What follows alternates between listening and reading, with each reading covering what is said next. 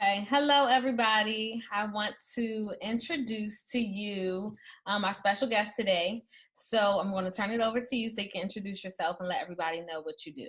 Sure. Hi, my name is Alan Weiner, and my company is called Short Sale Services. We've been in business now for 12 years, and I'm the owner and president of it. Um, I'm a law school graduate and a CPA, and went to University of Maryland, where I got my accounting degree, and then off to law school. And what we do is we have I guess any given time we have about 8 processors that work with us. And what we do is we will process, negotiate, and facilitate the short sales for the sellers and the real estate agents. Most of our business is sent to us by real estate agents through their listings, but then we get involved with the seller where I will speak to every seller, go through the situation that they're in with them, get to know them a little bit, tell them about our process and how we work. And the main thing I do is try to set the bar and the expectations for the seller so they understand how long this has been going to go on for, what they can expect at the end, and how we work.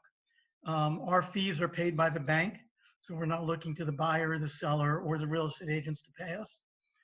And that's how we work. And after I get involved with the process, we will assign it to a processor within our office. And that processor will help with the documentation and will stay in touch with the seller and the agents on a at least weekly basis. Got it. Okay, so for those who are not too familiar with short sales, can you explain a little bit for us what a short sale is? Sure. A short sale, the main thing a short sale is when a seller needs to sell their house for whatever reason, and they realize that after the closing costs and everything else that gets involved with the sale, they owe more than they are going to net from their sale of their property.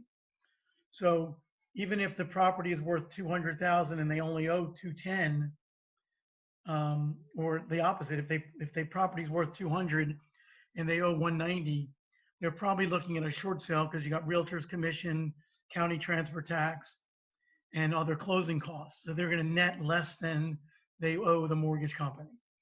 So at that point, you've got to go to the mortgage company or mortgage companies and say, hey, mortgage company, Mr. Bank of America or Wells Fargo, I owe you 200,000, but after I sell my house for fair market value, I'm only going to net 175,000. So I want you to let me walk away from this 25,000 that I owe you.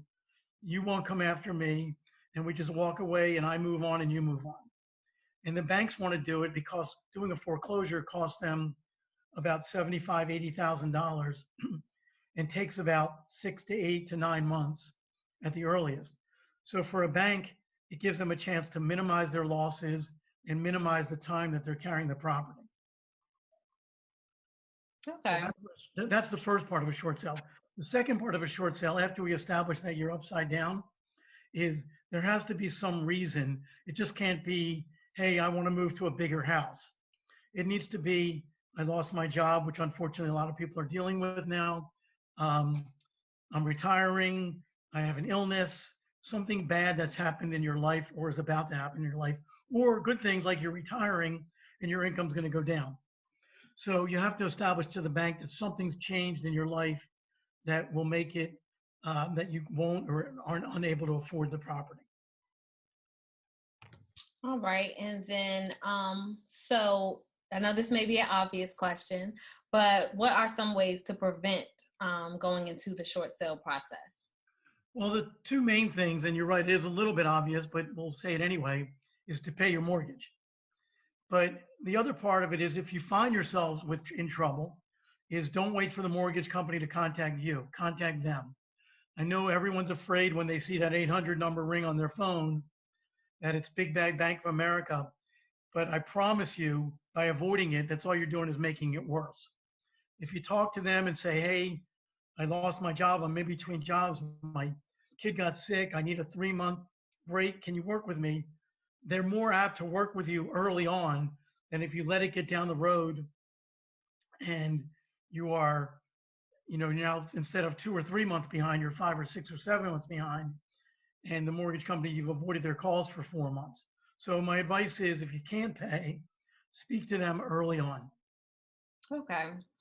And with the current situation with the coronavirus, do you foresee an increase in short sales due to the impact of that? Well, I do because I can look back to the 2008 time, which was a little bit different. Obviously, the economy wasn't as strong and the economy fell apart. But I think, well, unfortunately, and I really do mean this unfortunately, we are going to see even if properties only go down in value a little bit, and in the Maryland, D.C., Virginia area, we are somewhat insulated, but because of the government employees, but a lot of people are going to lose their jobs, and I think prices will fall somewhat. But the big thing is, I think a lot of people are going to lose their jobs or have lost their jobs and been furloughed. So maybe you're going to get 3 months behind before things get back.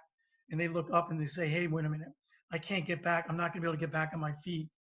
So I think for people that are in that situation where they've been through their savings during this X amount of month period, and as we sit here, no one knows how long this is going to last or if they're going to get rehired. For people in that situation, I think when things get back to normal, they're going to have to look long and hard and say, what's my best option? So while I hate to say it, I do think a lot of people are going to be in trouble. Okay. Well, thank you so much for all of the wonderful information and tips for everybody. And I will be sure to include your contact information for everybody to contact you if they are in need of any services. Great. We look forward to working with them and we can talk them through what's best for them at the given time. All right. Okay. Thank Thank you. you. Have a great day, everybody. Be safe.